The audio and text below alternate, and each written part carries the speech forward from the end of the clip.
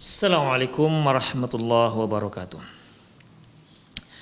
Innal hamdalillah nahmaduhu wa nasta'inuhu wa nastaghfiruh wa na'udzu billahi min shururi anfusina wa sayyiati a'malina. May yahdihillahu fahuwal muhtad wa may yudlil falan tajida lahu waliyyan mursyida. Asyhadu an la ilaha illallah wahdahu la syarika lah wa asyhadu anna Muhammadan 'abduhu wa rasuluh alladzi la nabiyya ba'dah. Wa qala Allah subhanahu wa ta'ala ya ayyuhalladzina amanu taqullaha haqqa tuqatih wa la tamutunna illa wa antum muslimun. Wa qala azza man qala ya ayyuhalladzina amanu taqullaha wa qulu qawlan sadida yuslih lakum a'malakum wa yaghfir lakum dhunubakum wa man yuti'illaha wa rasulahu faqad faza fawzan 'azima. Ya ayyuhan nasu taqu rabbakumul ladzi khalaqakum min nafsin wahidah wa khalaqa minha zawjaha wa batha minhuma rijalan katsiran wa nisaa wattaqullaha alladzi tasaaluna bihi wal arham innallaha kana 'alaikum raqiba. Amma ba'du, nastaqal hadithi kitabullah wa khairal hadi hadi Muhammad sallallahu alaihi wasallam wa syarrul umur muhdatsatuha wa kullu muhdatsatin bid'ah wa kullu bid'atin dhalalah wa kullu dhalalatin finnar. Kaum muslimin dan kaum muslimat, para pemirsa Rosyad TV dan pendengar radio Medan Mengaji dimanapun Anda berada, alhamdulillah wa syukrulillah, kita kembali bertemu dalam kajian kitab Fiqhut Tarbiyatil Abna. Di kajian yang lalu kita telah bahas bagaimana Rasulullah sallallahu alaihi wasallam, demikian juga para rasul terdahulu, demikian juga halnya dengan para sahabat, memperhatikan kondisi rumah tangga anak-anak mereka. Seperti Nabi Ibrahim alaihissalam sengaja datang ke rumahnya Nabi Ismail alaihissalam, bertanya kepada istri beliau bagaimana kondisi rumah tangganya. Rasulullah sallallahu alaihi wasallam juga demikian, mendatangi rumah Fatimah radhiyallahu anha dan melihat bagaimana kondisi mereka. Demikian juga Abu Bakar radhiyallahu anhu ketika dia melihat putri beliau, ketika melihat putri beliau memiliki tugas yang cukup berat, maka dia pun memberikan seorang pelayan untuk membantu putri beliau dalam melaksanakan tugas-tugas rumah tangga. Demikian juga Ammar bin As, di mana beliau memperhatikan rumah tangga putra beliau yaitu Abdullah bin Ammar bin As. Demikian seterusnya, ikhwah rahimallahu. Termasuk Umar bin Khattab, ya, yang memperhatikan rumah tangga putri beliau yaitu Hafs bersama Rasulullah SAW, di mana dia sering memberikan pengarahan kepada putri beliau, sampai-sampai beliau katakan, jangan kamu menyusahkan Rasulullah sallallahu alaihi wasallam dengan berbagai macam tuntutan. Kalau ada yang kamu mau, minta saja kepada ayah, kata Umar bin Khattab kepada putrinya. Baik.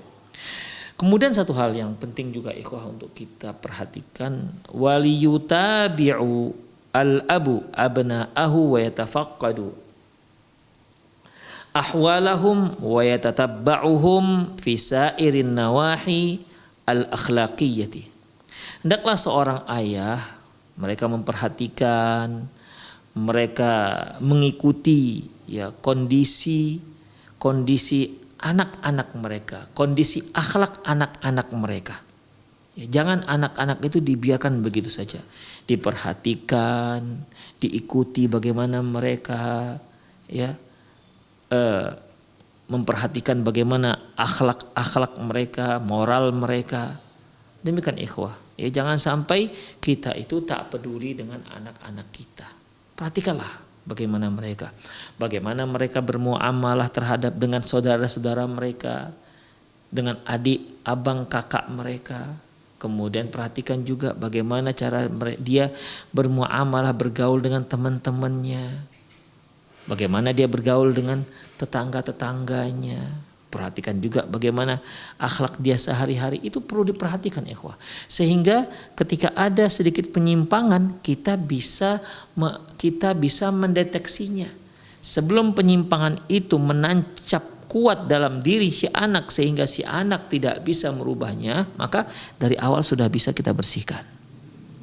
Ya, dari awal virus tersebut sudah bisa kita matikan sehingga si anak tidak dicengkram oleh virus ini. Oleh karena itu ikhwah, ini kalau tidak dengan perhatian khusus tidak akan bisa kita lakukan. Hanya dengan membayar uang sekolah, menyuruh anak sekolah, kemudian selesai begitu saja, nggak bisa ikhwah. Ya. Ibu dan bapak memang harus bergandengan tangan, bahu membahu, memperhatikan akhlak-akhlak anak-anak mereka. Sedikit ada penyimpangan, diluruskan, diberikan nasihat.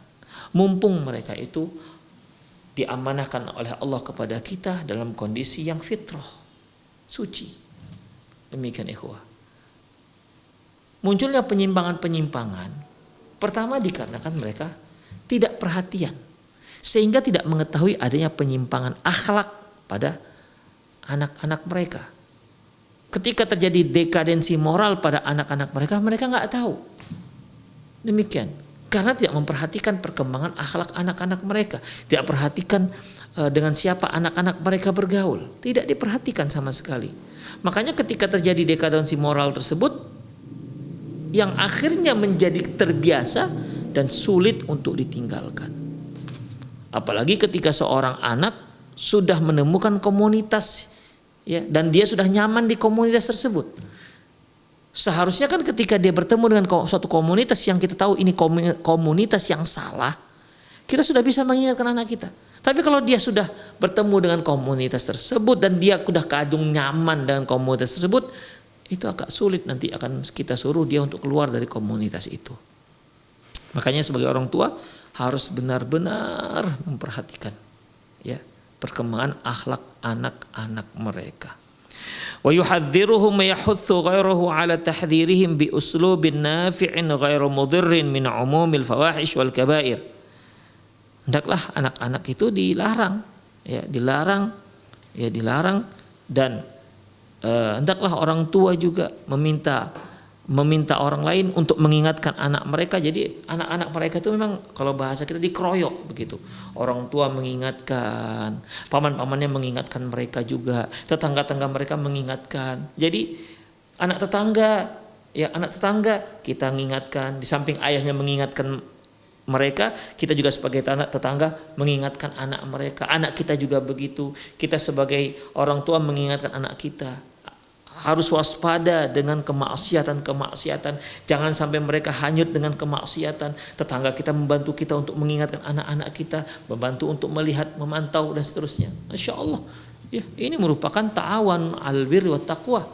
Ya, ta'awun al birri wa taqwa seperti ini ikhwah. Rahimanallah wa iyyakum. Ya. Jadi ingatkan mereka agar mereka waspada dengan maksiat-maksiat. Terkadang seorang anak itu karena mereka memiliki rasa keinginan tahu itu sangat tebal, kuat. Itu yang membuat terakhir mereka terpengaruh seperti narkoba, ya. Kawan-kawannya mengajak ini enak segala macam dengan rayuan dan berbagai macam hal. Akhirnya hanya coba-coba kok, hanya sekedar coba. Ya awalnya coba-coba, lama-lama ketagihan.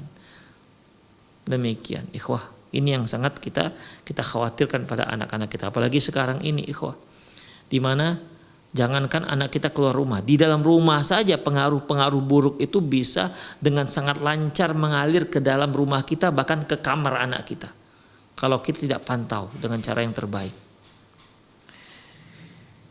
Mengingatkannya dengan cara yang bermanfaat, ada manfaatnya, tidak memudaratkan si anak, ya.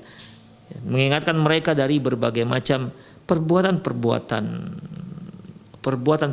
buruk atau dosa-dosa besar seperti kazina wal liwat, zina dan homoseksual. Wa min muqaddimati dzalika, dan semua hal yang bisa menjurus kepada perbuatan zina dan homoseksual. Dan memang Islam sebagai agama yang sangat preventif, ya, memberikan tindakan preventif agar umatnya tidak terjerumus kepada perbuatan yang dia haramkan. Demikian ikhwah rahimanallah wa iyyakum. Ya. Semua perkara yang bisa merugikan umat manusia itu dilarang oleh Islam. Perkara yang merusak akal dilarang oleh Islam. Perkara yang dapat merusak harta dilarang oleh Islam. Perkara yang dapat merusak keturunan, menjadi keturunan gak jelas, dilarang oleh Islam. Perkara yang bisa merusak jasad, badan kita, fisik kita, dilarang oleh Islam. Apalagi perkara yang bisa merusak agama dilarang oleh Islam. Perkara yang bisa melenyapkan nyawa dilarang oleh Islam. Semua perkara yang menjurus pada perkara-perkara yang kita sebutkan tadi itu dilarang oleh Islam. Ya, dilarang oleh Islam seperti yang disebutkan barusan, bahwasanya Allah Subhanahu wa taala mengatakan, ya, la taqrabuz zina, jangan kalian dekati zina. Demikian. Seorang misalnya ketika Allah Subhanahu wa taala melarang manusia bermain judi, maka Allah Subhanahu wa taala melarang juga bukan main judinya, duduk di tempat pemain judi itu juga dilarang. Duduk di tempat orang yang sedang bermain judi itu dilarang. Demikian. Minum khamar dilarang. Duduk di tempat khamar dihidangkan juga dilarang. Makanya Allah Subhanahu wa taala, Rasulullah sallallahu alaihi wasallam bersabda, la yajlisanna ahadukum fi ma'idatin yudaru fihil khamr.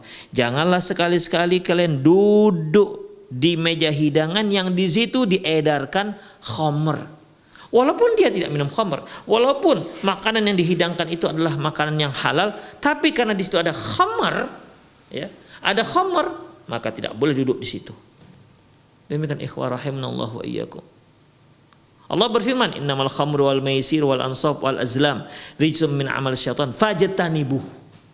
Ya, sesungguhnya ya ayyuhalladzina amanu, wahai orang beriman, sesungguhnya khamar, judi, undi nasib, berhala itu merupakan perbuatan najis, termasuk amalan setan. Fajtanibuh, jauhi dari kalian dari hal-hal ini. Jauhi. Demikian, jauhi dari khamar, jauhi dari perbuatan judi, jauhkan diri kalian dari menyembah berhala, jauhkan dari diri kalian dari mengundi nasib, jauhkan diri kalian. Jadi bukan hanya sekedar nggak boleh minum khamar, nggak boleh main judi, bukan itu, nggak boleh menyembah berhala, bukan itu, tapi jauhkan, ya, jauhkan. Ijtanibu artinya di mana posisi yang jauh. Kalau kita di dalam sebuah ruangan, perkara yang dilarang di satu sisi sudut, kita di sudut yang lain. Pokoknya kita harus jauh, di tempat yang paling jauh.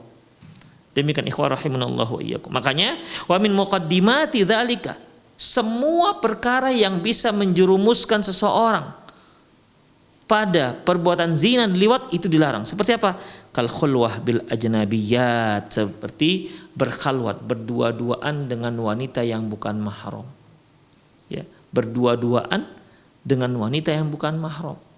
Karena kalau sudah setan masuk ikhwah, yang tadinya mungkin biasa-biasa saja, mungkin temannya dari SD atau dari SMP, ngobrol bareng berdua misalnya di tempat yang remang-remang, awalnya ya sekedar teman, ini teman saya, that's my friend, artinya ini teman saya nggak punya rasa.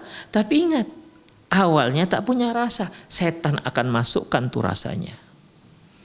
La yakhluwanna rajulu bi imra'atin ajnabiyatin illa thalithuhum syaitan. Tidaklah seorang laki-laki berdua-duaan dengan wanita yang bukan mahramnya kecuali yang ketiganya itu setan.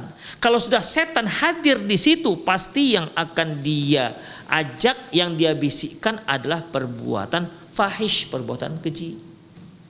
Demikian. Enggak ada setan itu kalau sudah masuk lantas dia nasihati, jangan kalian berdua-duaan, haram, Allah marah. Enggak pernah. Dia akan menjerumuskan dua orang laki-laki perempuan yang enggak mahram ini yang sedang berduaan pada perkara yang lebih jauh dan lebih dekat pada perzinahan. Sedikit demi sedikit diseretnya pada perzinahan. Awalnya mungkin biasa-biasa saja, namun lama-kelamaan menjadi luar biasa dan bisa terseret pada perbuatan zina. Demikian ikhwah. Demikian juga berdua-duaan misal dengan anak-anak kecil, ya, ini orang-orang yang memang homoseksual yang menjadi korbannya biasanya anak-anak kecil, maka jauhi ini. Demikian juga ikhwah, wan nadhar ilal aflam al-muthirah. Demikian juga melihat film-film yang dapat merangsang syahwat. Ya. Film-film yang merangsang syahwat, artinya ketika terangsang syahwatnya, kemudian dia tidak punya penyaluran. Sementara dia bukanlah seorang suami atau bukanlah dia seorang istri, kemana dia salurkan? Tak lain dan tak bukan pasti dia salurkan ke hal-hal yang sifatnya haram. Karena syahwat ini kalau sudah bergejolak harus disalurkan. Demikian ikhwah. Dan pergolakan ini pergolakan yang nggak wajar. Kenapa? Dia yang telah menyalakan golakan-golakan itu. Ini syaitan telah mengobarkan golakan-golakan syahwat tersebut. Makanya seorang mukmin ketika dia masih muda, ketika dia syahwatnya sudah ada dan sedang bergejolak, menggelora misalnya, Islam menyuruh untuk menikah. Ya ma'syarasy syabab, man istata'a minkumul ba'a falyatazawwaj. Wahai sekalian pemuda, barang siapa di antara kalian yang sudah sanggup menikah, silahkan kalian menikah. Fa innahu aghaddu lil basar wa ahsanu lil farj. Karena dengan menikah itu dapat menundukkan pandangan dan dapat menjaga kemaluan. Itulah menikah. Tapi sayangnya orang sekarang sering menunda-nunda pernikahan. Gejolaknya sudah menggelora, tapi karena satu hal, ya nantilah. Akhirnya apa? Dia salurkan syahwatnya itu dengan cara-cara yang diharamkan oleh Allah Subhanahu wa taala. Sehingga dia betah menjadi seorang pemuda yang tak nikah-nikah. Nikah umur 30 atau 35 atau 40. Kok bisa seperti itu? Apakah dia seorang normal apa tidak? Demikian ikhwah. Ya. Seorang laki-laki yang normal, wanita yang normal pasti kepingin. Ya, dia bisa menyalurkan syahwatnya kepada lawan jenisnya. Itu sudah tabiat, itu sudah karakter, itu sudah sifat yang Allah tanamkan pada diri setiap manusia. Demikian ikhwah. Oleh karena itu Islam memberikan cara, jalur, ya, agar seorang itu bisa menyalurkan syahwatnya dan dia berpahala dengan itu. Demikian ikhwah rahimanallahu wa iyyakum. Dan solusi yang lain, kalau memang dia nggak sanggup menikah, mungkin karena belum punya pekerjaan, belum bisa memberikan nafkah kepada seorang istri misalnya, atau dia masih dalam pendidikan misalnya, belum bisa apa-apa. Jadi bagaimana? Fa'alai bisyam. Fa'ilam yastati'. Kalau dia nggak sanggup, fa'alai bisyam. Kalau dia nggak sanggup, maka hendaklah dia berpuasa. Fa'innahu lahu wija. Karena dengan puasa itu dapat menahan gejolak, dapat menekan gejolak syahwatnya. Demikian ikhwah rahimanallahu wa iyyakum. Yang kalau kita lihat, ikhwah, sudah lihat seorang pemuda yang masa pubertas, kemudian dia punya pacar yang biasa dibawanya ke sana kemari, kemudian dia nonton film yang seperti ini. Na'udzubillah min dzalik. Apa yang terjadi ikhwah? Apa yang akan terjadi? Yang terjadi adalah perbuatan-perbuatan keji, perbuatan-perbuatan mungkar, perbuatan-perbuatan mesum yang lama-kelamaan masyarakat akan menganggap itu satu hal yang biasa, sebagaimana masyarakat kufar di Eropa sana. Begitulah ikhwah. Ya. Na'udzubillah min dzalik. Kemudian wastima'u ilal aghani al-khali'ah allati tuthirul kamin wa tuhayyiju ala fawahish. Demikian juga mendengar lagu-lagu musik porno, ya, musik cinta yang merangsang syahwat, membakar gejolak syahwat, yang yang mengajak untuk berbuat fahish, berbuat keji. Kemudian wa yubayyinu lahumul adillata minal kitab was sunnah. Dan jelaskan juga kepada mereka, ya. Setelah kita larang mereka jangan sampai melakukan perbuatan-perbuatan keji. Kemudian kita larang juga mereka jangan sampai mereka berada di tempat-tempat yang itu akan menjerumuskan mereka, akan menggulingkan mereka ke dalam lembah kenistaan, kemaksiatan. Kemudian tidak hanya ngomong, tapi sebutkan kepada mereka dalil. Artinya yang yang kita larang ini sebagai orang tua, yang kita larang itu bukan larangan dari kita, tapi itu larangan yang Allah turunkan. Si pemilik alam ini yang melarang, bukan kita yang melarang.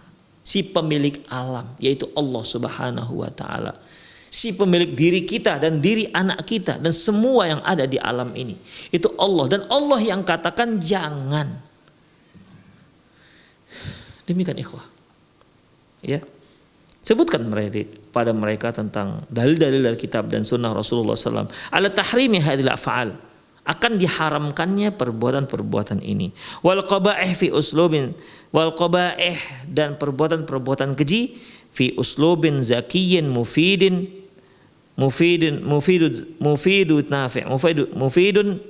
nafi'in, dengan cara yang cerdas, berfaedah dan bermanfaat.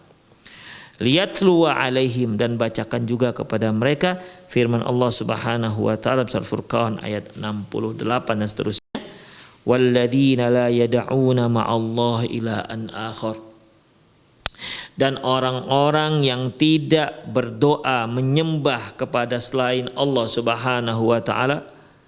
Wala yaqtuluna an-nafsal lati harramallahu illa bil haqq, dan juga mereka yang tidak membunuh seseorang yang diharamkan oleh Allah kecuali dengan alasan yang benar. Karena seseorang tentunya ikhwah tak boleh membunuh temannya, tak boleh membunuh orang lain, bukan hanya muslimin, bahkan orang kafir pun enggak boleh dibunuh. Demikian ikhwah, kecuali kafir-kafir yang memang memerangi kaum muslimin. La yanhakumullahu 'anil ladzina lam yuqatilukum fid din wa lam yukhrijukum min diyarikum an tabarruhum wa tuqsitu ilaihim innallaha yuhibbul muqsitin. Sesungguhnya Allah Subhanahu wa taala tidak pernah melarang kalian berbuat baik dan tidak pernah melarang kalian berbuat adil terhadap orang-orang kafir yang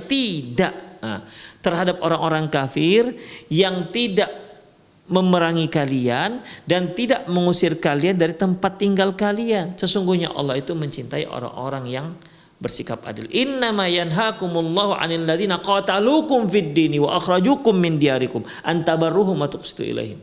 Yang dilarang oleh Allah adalah orang-orang kafir yang memerangi kalian. Yang dilarang oleh Allah kalian berbuat baik dan bersikap adil adalah orang-orang kafir, ya, yang Allah larang kalian, nggak boleh kalian berbuat baik dan bersikap adil kepada orang, yaitu kepada orang-orang kafir yang memerangi kalian dan orang-orang kafir yang mengusir kalian dari tempat kalian. Itu ikhwah. Selebihnya orang kafir yang lain tak masalah, tak boleh dibunuh, apalagi orang Islam.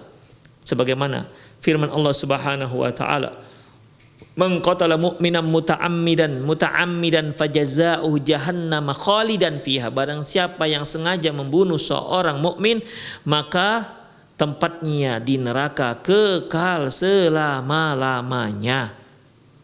Demikian ikhwah rahimanallahu wa iyyakum. Makanya wala yaqtulun nafsal lati haramallah, tidak boleh dia bunuh jiwa yang telah diharamkan oleh Allah Subhanahu wa taala. Di samping orang-orang muslim juga termasuk orang-orang kafir al-mu'ahad.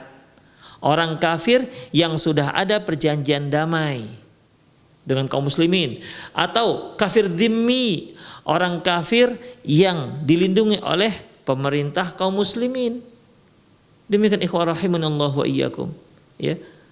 Itulah dia. Gak boleh dibunuh. Ini termasuk orang-orang yang dilarang oleh Allah Subhanahu wa taala untuk dibunuh. Illa bil haqq, kecuali dengan alasan yang syar'i. Seperti seorang muslim dia membunuh muslim yang lain, maka dia dikisos untuk dibunuh juga. Itu namanya dengan alasan yang benar. Demikian juga sebagaimana sabda Rasulullah sallallahu alaihi wasallam, la yahillu damu imri'in muslimin illa min salasin, tidak halal darah seorang muslim kecuali dari 3 hal. Qatlun nafsi, mereka yang membunuh maka halal darahnya untuk dibunuh juga walaupun dia seorang muslim. An-nafsu bin nafsi, ats-tsaibuz zani, seorang yang sudah berumah tangga berzina maka halal darahnya. Ya, seharusnya kan tidak boleh, tapi karena dia seorang yang sudah menikah berumah tangga tapi dia masih berzina maka dihukum rajam sampai mati, hal darahnya.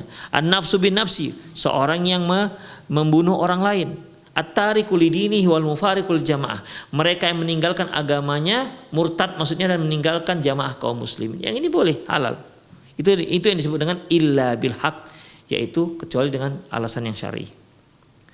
Wala yaznun, janganlah dia berzina. Wa may yaf'al dzalika yalqa athama, barang siapa yang melakukan itu maka dia akan mendapatkan dosa dari Allah Subhanahu wa taala. Yudha'af lahul 'adzabu yaumal qiyamati wa yakhlud fihi muhana. Dan akan dilipat gandakan azab mereka di hari kiamat nanti, dan mereka akan kekal dalamnya dalam keadaan yang hina dina. Illa man taba wa amana wa amila amalan salihah, kecuali orang-orang yang taubat. Orang-orang yang taubat, yang beriman dan beramal soleh. Demikian ikhwah, azinallahu wa iyyakum. Jadi dalam masalah ini orang tua mengingatkan ikhwah. Ketika mengingatkan sebuah larangan, ketika mengingatkan anak-anak mereka, jangan sampai mereka melakukan perbuatan yang keji, jangan sampai mereka melakukan perbuatan yang dinilai maksiat dalam syariat kita. Maka jangan lupa ingatkan mereka, ucapkan kepada mereka dalilnya dari Quran dan dari sunnah Rasulullah Sallallahu Alaihi Wasallam. Demikian. Wa qauluhu ta'ala, demikian juga firman Allah Subhanahu wa taala, wala taqrabuz zina, janganlah kalian mendekati zina. Innahu kana fahishatan wa sa'a sabila. Janganlah kalian mendekati zina. Sesungguhnya perzinahan itu merupakan perbuatan keji, wa sa'a sabila, dan jalan yang salah, jalan yang keliru, jalan yang buruk. Di sini Allah Subhanahu wa taala mengatakan la taqrabu, jangan kalian mendekati. Jadi Allah Subhanahu wa taala tidak mengatakan jangan kalian berzina, tidak. Kalau berzina itu sudah jelas sebuah dosa, tapi mendekatinya saja itu sudah sebuah dosa, apalagi melakukannya. Mendekatinya saja sudah dosa. Makanya seperti sabda Rasulullah SAW, la yakhluwanna rajulu bi imra'atin illa thalithuhuma syaitan. Janganlah seorang laki-laki berdua-duaan dengan wanita yang bukan mahramnya kecuali yang ketiganya setan. Kenapa ini dilarang? Karena yang berdua-duaan ini bisa menjerumuskan seorang pada perzinahan. Demikian juga di ayyuta'ana rajulu min li ayyuta'ana ra'su rajulin bi mikhyatin minal hadid khairum min ayyamussal mar'atu al-ajnabiyah. Sungguh seorang laki-laki ditusuk kepalanya dengan paku yang terbuat dari besi itu lebih baik ketimbang dia menyentuh wanita yang bukan mahramnya. Kenapa nggak boleh? Ada apa rupanya dengan sentuh menyentuh? Karena dari sentuhan itulah yang bisa menjerumuskan seorang pada perbuatan zina. Dari sentuhan. Demikian ikhwah, azinallahu wa iyyakum. Wa yubayyinu lahum min qasasil anbiya'i alaihimus salatu wassalam. Jelaskan juga kepada mereka dari kisah-kisah para nabi sebelumnya. Wa tahdhiratihim li aqwamihim min hadhil qaba'ih. Demikian juga ceritakan kepada mereka bagaimana para nabi terdahulu mengingatkan kaumnya dari perbuatan-perbuatan yang keji dan mungkar. Fayubayyinu lahum qissata qaumi Lut. Jelaskan kepada mereka bagaimana kisah kaum Lut. Wa dhimnu sa'il qasasil ladzi dzakaraha Allah fi kitabih, dan kisah-kisah yang lain yang Allah Subhanahu wa taala sebutkan dalam Al-Qur'anul Karim.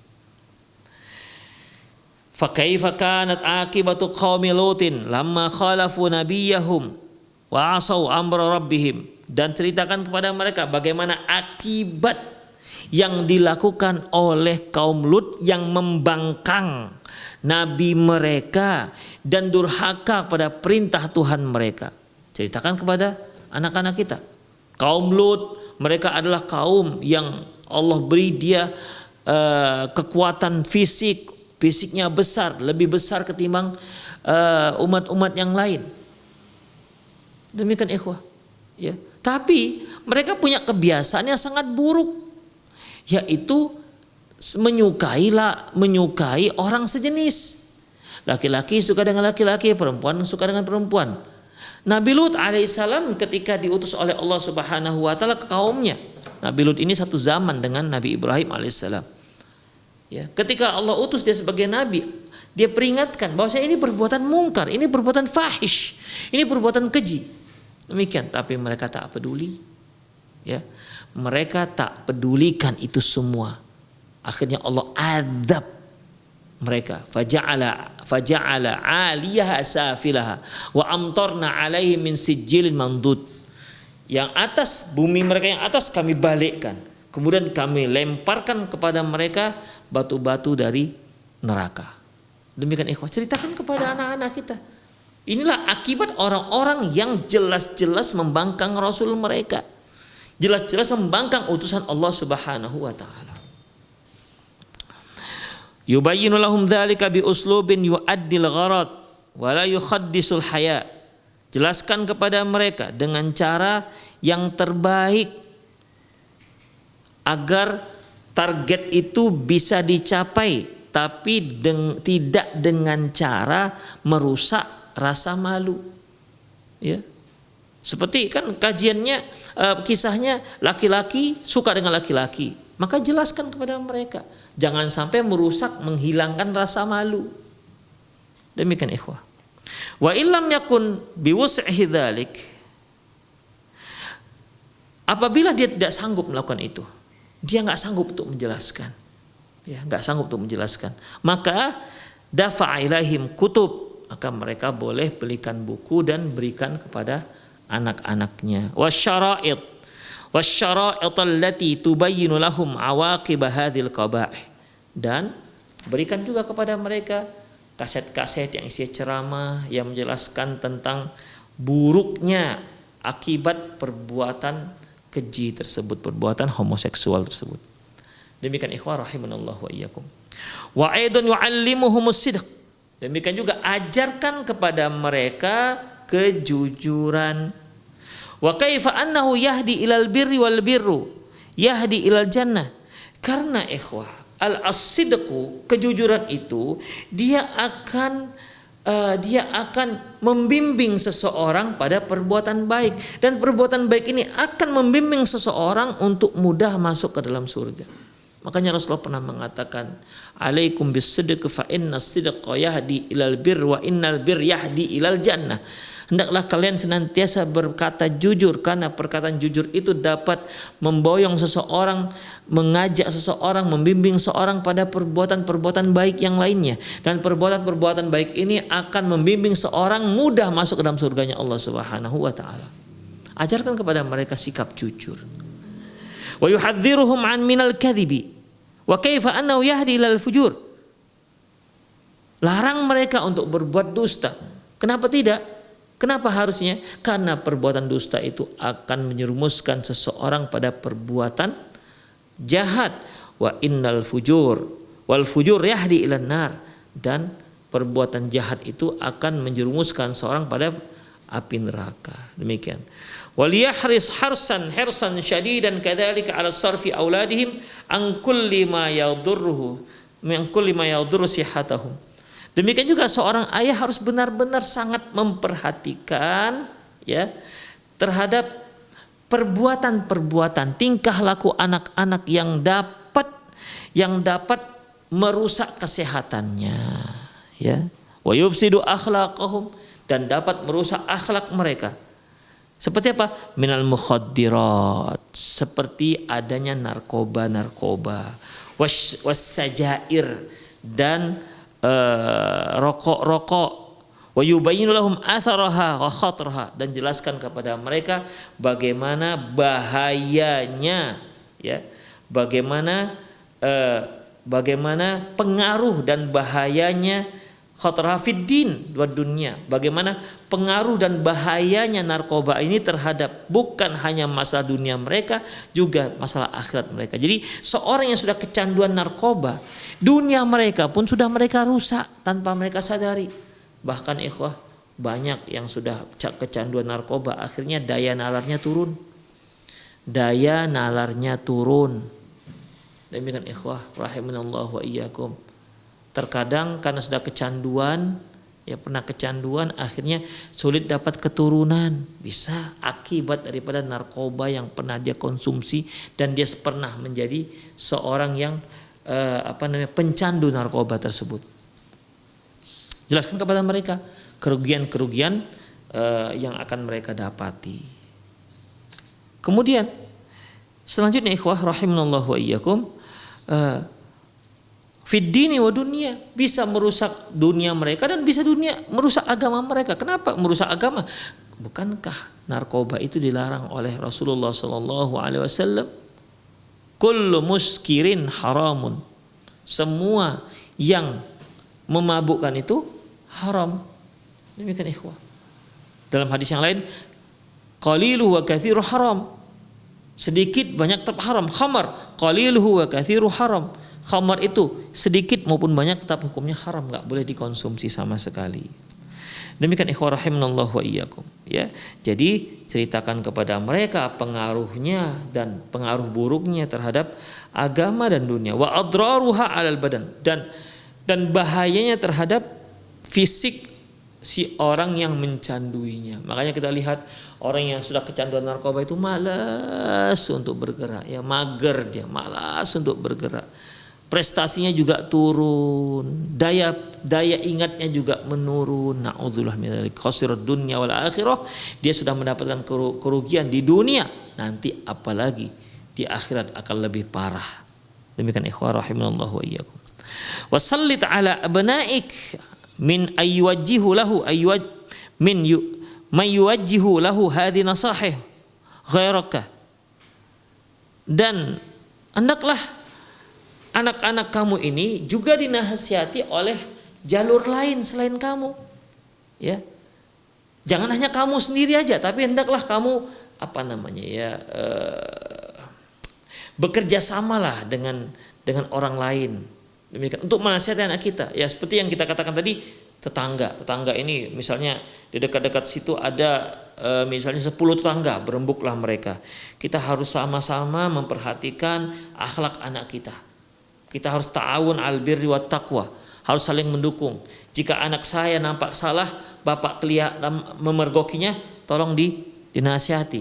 Jika saya melihat anak bapak yang salah, saya menasihati. Semua tetangga, ya, ta'awun ala birri wat taqwa, tolong menolong dalam perbuatan baik dan ketakwaan. Itu masya Allah, ya. Dan kerjasama juga dengan guru-gurunya. Demikian ikhwah. Jangan sampai ketika anak kita beri nasihat dia tidak terima, lantas kita titik, sudah tidak ada lagi action berikutnya. Itu keliru ikhwan. Nasihat untuk anak-anak kita itu terus sampai kita mati, walaupun dia sudah berumah tangga.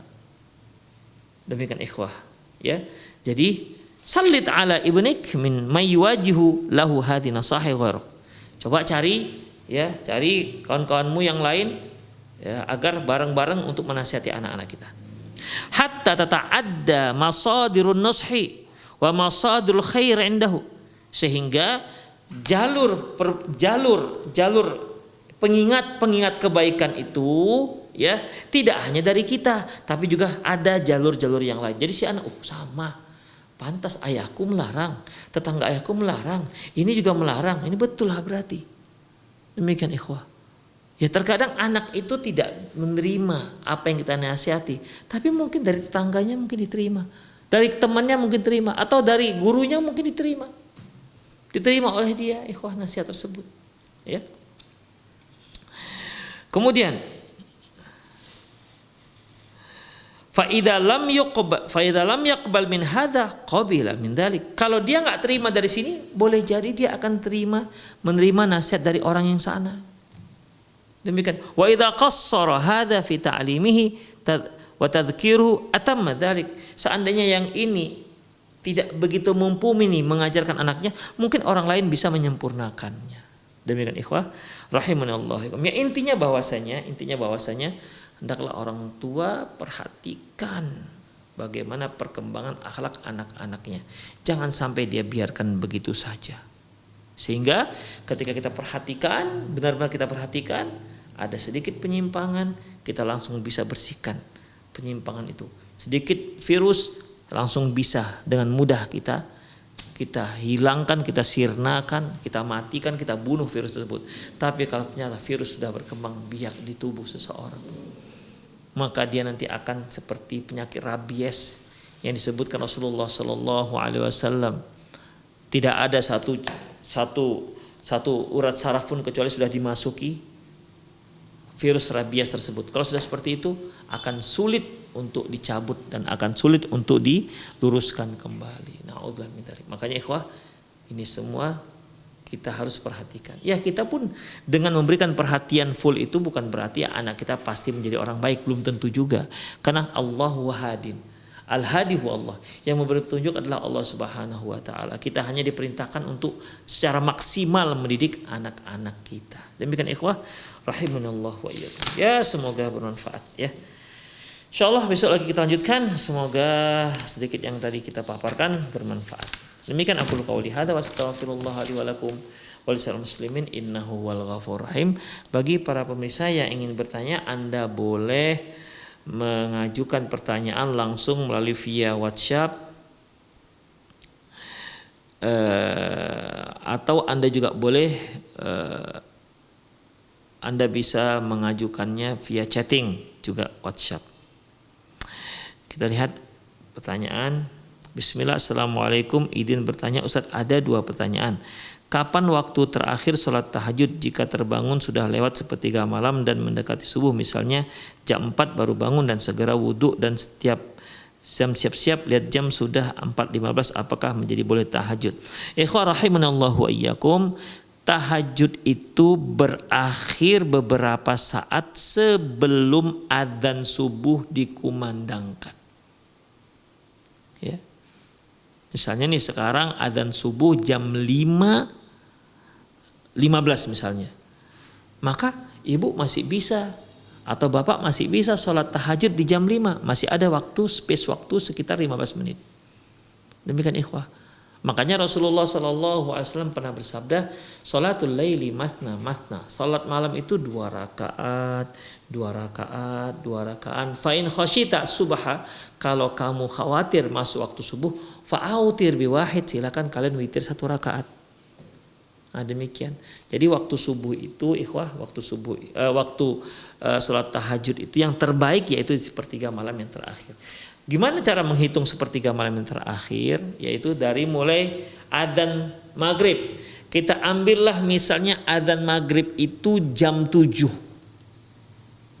sore.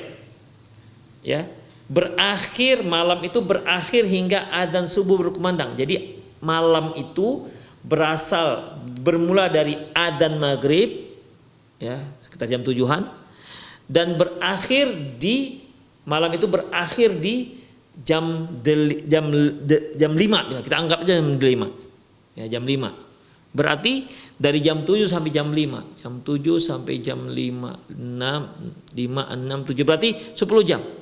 Udah 10 jam bagi 3 ya, bagi 3 ya sekitar 3 jam 3,5. Jadi dari jam 7, jam 7 8, 9, 10, setengah 11, sepertiga pertama ya, sepertiga pertama. Jadi setengah 11, setengah 12, setengah 1, setengah 2, jam 2 ya, jam 2 itu sepertiga malam yang kedua. Jam 2 sampai jam 5 ya, atau jam setengah 3 sampai jam 5 itu sepertiga malam terakhir. Disitulah waktu yang paling baik. Nah, demikian ikhwah rahimanallahu wa iyyakum. Jadi waktu tahajud yang paling baik yaitu di sepertiga malam yang terakhir. Jadi kalau ibu dan bapak terbangun jam jangankan jam setengah 4, ibu dan bapak bangun jam 5, masih ada waktu seperempat jam. Ibu wudu misalnya 5 menit, masih ada waktu 10 menit. Ya, masih bisa dapat sholat 3 rakaat. Demikian ikhwah. Itulah waktu tahajud yang terakhir, yaitu sesaat sebelum adzan subuh berkumandang. Memang ada juga yang mengatakan yang membagi-bagi malam itu diawali dengan adzan maghrib, diakhiri dengan terbitnya matahari. Itu dia, ya. Tapi Allahu a'lam bissawab, yang namanya malam ya hanya sampai waktu subuh. Ya. Yang namanya malam hanya waktu sampai waktu subuh. Demikian ikhwah. Kalau subuh tidak malam lagi namanya. Makanya kita tidak Tidak boleh makan dan minum di siang hari bulan Ramadan. Itu dimulai dari adzan subuh. Summa atimmus siyama ilal lail, kemudian sempurnakanlah puasa kalian hingga malam hari. Demikian, hingga malam hari. Berarti begitu masuk malam, orang sudah boleh, kaum muslimin sudah boleh makan. Makanya kita sampai pagi juga masih boleh makan sahur. Sampai kapan? Sampai sampai adzan subuh berkumandang. Itulah terakhirnya. Demikian ikhwah. Allah mengatakan summa atimus siyama ilal lail. Kemudian sempurnakan puasa kalian hingga malam hari. Disebutkan malam di sana. Demikian. Jadi yang rajih Allahu a'lam bishawab, bermula dari adzan maghrib dan berakhir di adzan subuh. Itu yang dikatakan malam. Dan sholat tahajud yang terbaik yaitu di sepertiga malam yang terakhir, di mana Rasulullah mengatakan nazala rabbuna ila sama'id dunya fi sulusil lailil akhir, bahwasanya Allah Subhanahu wa taala turun ke langit dunia di sepertiga malam yang terakhir, fayaqulu, dan berkata, ainal mustaghfir fa'aghfirullah, mana orang yang meminta ampun biar aku ampuni dosanya, dan mana orang yang mau meminta biar aku berikan apa yang dia minta. Allahu a'lam bishawab. Assalamualaikum warahmatullahi wabarakatuh. Ustaz mau bertanya, jika seorang istri sudah tua, sudah tahu dua hari lagi akan haid, kemudian dia berhubungan dengan suaminya. Ternyata saat berhubungan si istri mengeluarkan darah haid. Sebelum berhubungan, suami istri tidak memeriksa apakah darah haid itu sudah keluar atau belum. Jika begini bagaimana hukumnya Ustaz? Ikhwah, apabila nggak tahu tidak ada hukuman. Ya, tidak ada hukuman. Ya, rufi'atul qalam anil khata' wan nisyan wa mastukriha alaih. Diangkat pena artinya tidak ada kesalahan bagi orang yang salah. Nah, di sini kan dia nggak sengaja. Ya, di sini tidak sengaja, sesuatu yang dilakukan tanpa sengaja, maka tidak ada hukum bagi pelakunya. Ya, kecuali sudah jelas darah haid keluar, kemudian mereka tetap melakukannya, itu baru berdosa. Ya, itu baru berdosa. Namun kalau dia nggak tahu nggak apa-apa. Ya. Lain kali harus hati-hati. Assalamualaikum Ustaz, izin bertanya, antara kakak beradik, ketika si kakak berkunjung ke rumah si adik dan si kakak melihat ada bunga cantik ingin diminta oleh si kakak, antara kakak beradik bolehkah saling meminta? Apakah tidak melanggar hadis larangan meminta-minta? Jazakumullah khairan jawabannya Ustaz. Ikhwah rahimanallah wa iyyakum. Ya. Memang ada di mana afdolnya itu tidak meminta. Dalam sebuah hadis dari Ibnu Abbas radhiyallahu anhu, Rasulullah sallallahu alaihi wasallam berkata kepada Abdullah bin Abbas, seorang bocah dia masuk pada waktu itu, ihfazillah yahfazuka, ihfazillah tajidu tujahak. Jagalah Allah, maka Allah akan menjagamu. Jagalah Allah, maka Allah akan memberikan kamu, dia akan membimbing jalanmu. Kemudian fa idza sa'alta fas'alillah wa idza sta'anta fasta'in billah. Apabila kamu minta, mintalah hanya kepada Allah, dan apabila kamu minta pertolongan, mintalah hanya kepada Allah Subhanahu wa taala. Itu sebaiknya. Adapun minta seperti ini, ya di mana minta ini ikhwah ya sudah sama-sama maklum. Misalnya saya datang ke rumah abang saya, kemudian saya makan, abang saya juga begitu, itu nggak ada, insya Allah nggak termasuk. Karena ini menunjukkan sebuah kedekatan, ya. Ini menunjukkan sebuah kedekatan. Insya Allah nggak termasuk dalam larangan tersebut. Allahu a'lam bishawab. Nah, halo. Assalamualaikum. Waalaikumsalam warahmatullahi wabarakatuh. Iya, silakan. Ini mau tanya, Ustaz.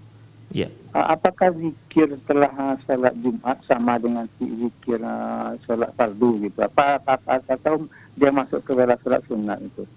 Terima kasih. Assalamualaikum warahmatullahi wabarakatuh. Waalaikumsalam warahmatullahi wabarakatuh. Allahu a'lam bishawab. Sepengetahuan saya, setiap zikir yang diucapkan setelah sholat fardu itu sama, ya, termasuk sholat Jumat. Sholat Jumat kan termasuk sholat fardu, Allahumma antas salam wa astaghfirullah 3 kali, Allahumma antas salam wa minkas salam tabarakta ya zal jalali wal ikram. Kemudian Allahumma la mani'a lima a'taita wa la mu'tiya lima mana'ta wa la yanfa'udzal jaddu minkal jaddu, dan seterusnya. Kemudian tasbih 33 kali, tahmid 33 kali, takbir 33 kali. Sepengetahuan itu sama, ya, sepengetahuan saya sama. Zikir setelah Jumat dengan zikir, ya, zikir dengan sholat fardu yang lainnya. Jadi setelah sholat Jumat, ya, bukan setelah sholat sunnah. Allahu a'lam bishawab.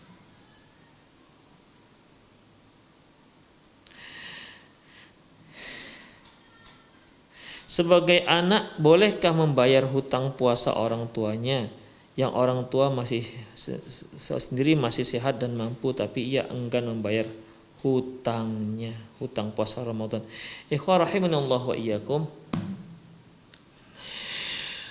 Hutang puasa Ramadan, ya, hutang puasa Ramadan hanya diberikan jika seorang itu dalam keadaan uzur tidak bisa puasa, sakit misalnya, safar misalnya, maka dia boleh mengqadha puasa di hari yang lalu. Faman kana minkum maridhan aw ala safarin fa iddatum min ayyamin ukhra. Barang siapa di antara kalian yang safar atau yang musafir atau sakit, fa iddatum min ayyamin ukhra, maka dia boleh mengganti di hari yang lain. Itu dia ikhwah. Maka hutang puasa orang tua kita, ya dia puasa sendiri, bukan kita yang mempuasakannya. Bukan kita yang mempuasakannya, dialah yang harus mengqadha puasanya sendiri. Demikian, bukan kita. Ya. Terkecuali kalau orang tua kita punya uzur, misalnya memang dia sudah tidak mampu lagi untuk berpuasa karena sudah tua. Jadi apa yang dilakukan? Maka caranya setiap kali 1 hari yang dia tinggalkan, dia beri makan fakir miskin 1 kali sampai kenyang. Kalau dia ada 7 kali, berarti ya 7 orang fakir miskin dia kenyangkan. Demikian ikhwah rahimanallah wa iyyakum. Ya, kalau yang seperti ini boleh dari kita biayanya, boleh dari kita bagi-bagikan. Tapi kalau puasa, hutang puasa, ya yang berhutang itu sendiri. Kalau orang tua kita karena sakit misalnya 7 hari, kemudian dia nggak bisa puasa, ya dia yang akan mengqadha puasanya, bukan kita yang mengqadhanya. Ya, kecuali seperti yang kita katakan tadi, dia orang tua kita sakit dengan sakit yang tidak diharapkan lagi kesembuhannya, atau dia sudah tua nggak bisa berpuasa lagi, maka kita boleh membayarkan fidyahnya. Allahu a'lam bishawab. Nah, halo. Ya. Dengan ibu siapa, dari mana ibu? Dari Padang, Ustaz. Ya, silahkan bu. Mau nanyakan tentang doa bebas hutang, Ustaz. Doa bebas hutang? Di mana bisa dilihat, Ustaz? Iya. Ada memang bu, tapi saya nggak hafal. Allahu a'lam. Ada memang, tapi saya nggak hafal. Nah, Allahu a'lam bishawab.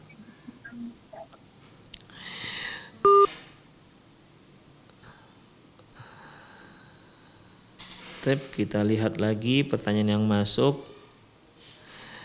Apakah berdosa jika membaca Al-Quran jika bacanya kurang fasih atau kurang lancar? Ikhwah rahimanallah wa iyyakum. Rasulullah jelas mengatakan mereka yang mahir membaca Quran, al-mahir bil Quran, mereka yang mahir membaca Al-Quran, ma'akiramin baroroh, dia bersama malaikat yang mulia. Kemudian, dan mereka yang tidak mahir membaca Al-Quran dan tak artinya membacanya itu terbatah-batah, ya, karena nggak lancar.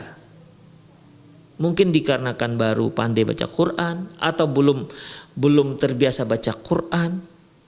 Wa yata'ata fihi, dia yata'ata artinya terbatah-batah, maka dia mendapatkan 2 pahala.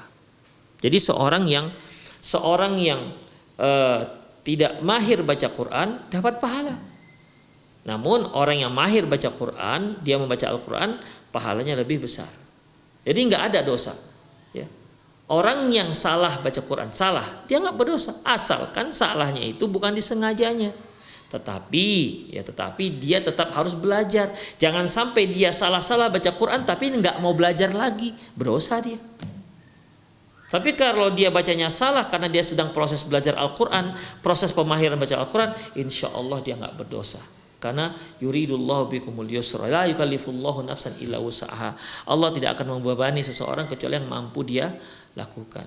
Dia membaca inna atoina misalnya, atau membaca surat Ikhlas, qul huwallahu ahad misalnya, salah kan?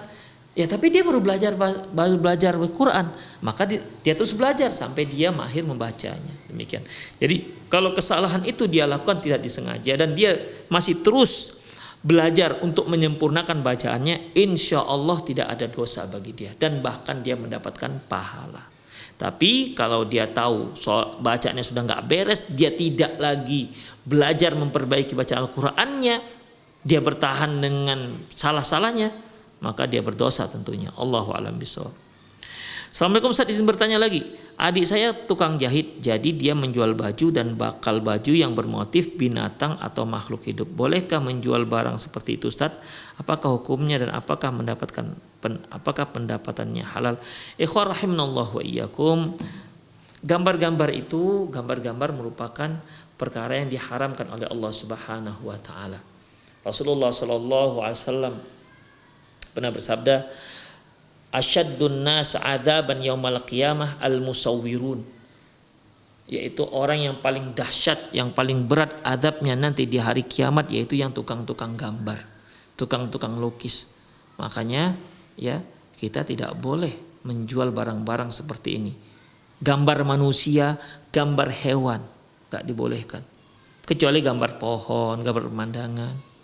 Ya, itu boleh.